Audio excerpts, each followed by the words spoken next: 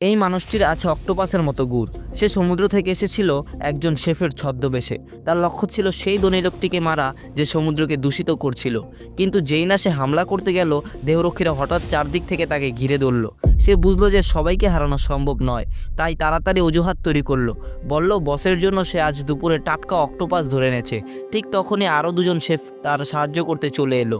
এখন চারদিকে বডিগার্ড, তাই বাধ্য হয়ে এই লোকটিকে নিজের অক্টোপাসের গুড়গুলো গরম গ্রিলের ওপর ফ্রাই করতে হলো। যন্ত্রণায় তার মুখ বিকৃত হয়ে গেল, কিন্তু বস ভাবলো সে হয়তো কেবল তার রান্নার কৌশল দেখাচ্ছে। অন্য শেফরাও তার গুড়গুলো কাটতে শুরু করলো, আর লোকটি প্রাণপণে তার কষ্ট লুকানোর চেষ্টা করতে থাকলো।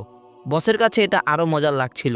যখন শেফরা তার গুড়ের ওপর হাতুড়ি মারতে শুরু করলো, তখন সে তার আর্তনাদকে একটি গানে বদলে দিল।